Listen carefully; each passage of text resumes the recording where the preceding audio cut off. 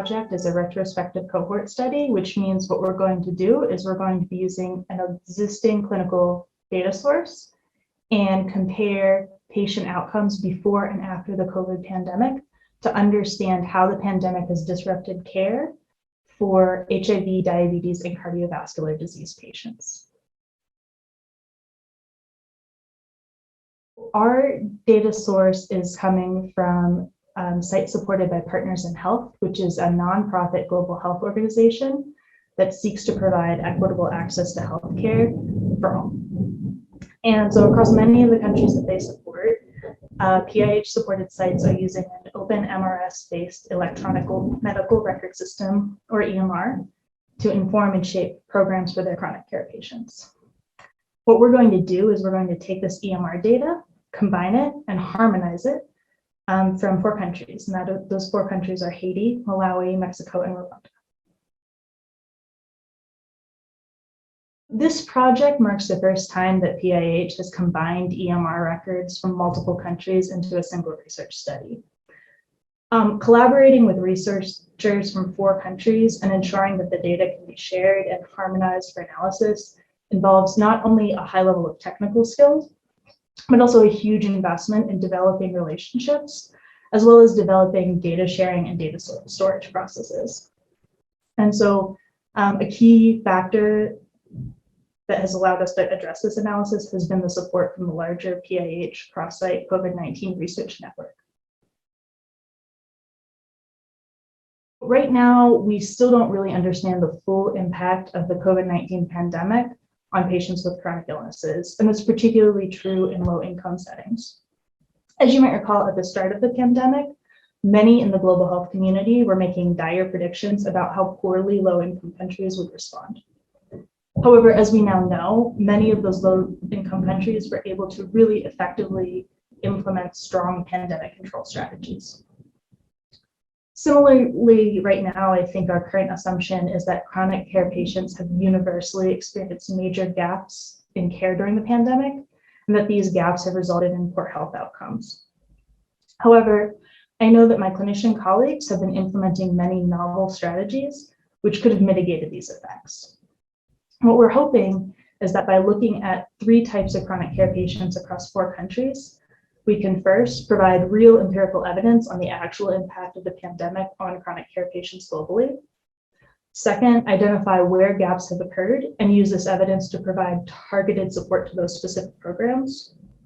And third, identify patient populations that did not experience poor outcomes. And we actually think that this third objective is really important because the clinicians who have been serving those patients are the people who can help us identify effective strategies to promote continuity of care for patients elsewhere. We have a lot of data processing to go, but we're hoping for internal dissemination of results by March.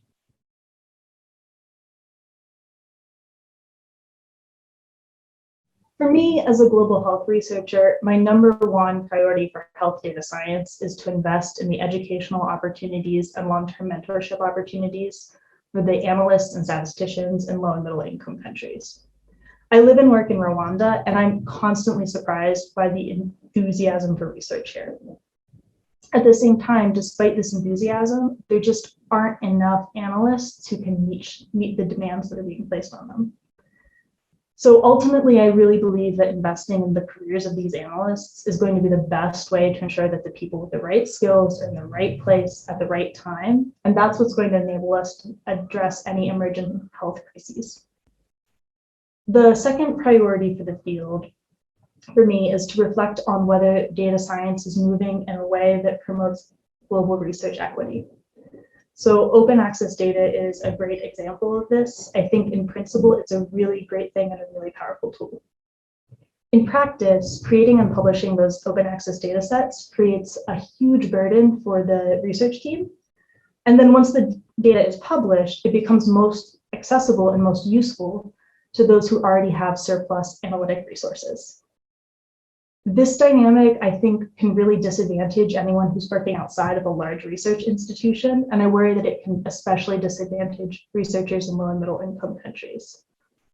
That's not to say that I think we should abandon the idea of open access data. However, I do think we need to be very thoughtful about how these extra efforts are being resourced, how this labor is being recognized, and how to ensure that the data is not becoming divorced from the researchers who collected it and the context in which it was being collected.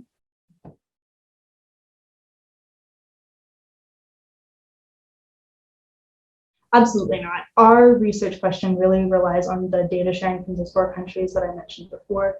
Again, that's Haiti, Malawi, Mexico, and Rwanda. And I really think that the data sharing that has been able to be possible for this project would not be possible without the long-term collaboration of those sites and the long-term partnership with PIH at those locations, but also without the kind of new PIH cross-site COVID-19 research network that we built in response to the COVID-19 pandemic.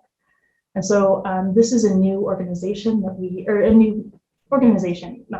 the new team that we've developed in order to address some common questions that we realized were occurring at multiple locations at once. And the research network is really unique in that it is bringing together research leads from 8 countries and then a small team of methodologists to address these kinds of research questions. This is a big departure from how research has historically been done at PIH sites, because those sites have historically had small research teams working, largely independently or perhaps with some centralized support from Boston. So this is a big change.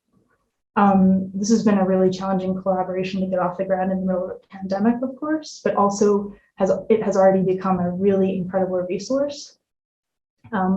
We've seen that the research leads from different sites are now able to collaborate directly with each other, and they have a stronger role in setting the research agenda. And those are 2 factors that really help promote research equity within our team.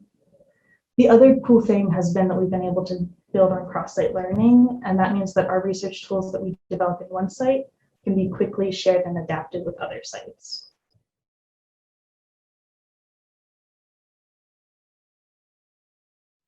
I think one thing I'm really excited to see as these projects progress is the ways in which these initial investments in high quality data are going to be able to create many new opportunities for collaboration and many new spin-off projects. And I think something that I hope everyone is starting to think about now already in the young days of this program is how can we sustain the investment in these sort of novel and powerful and cross-country data sets in a way that can make them useful for years to come.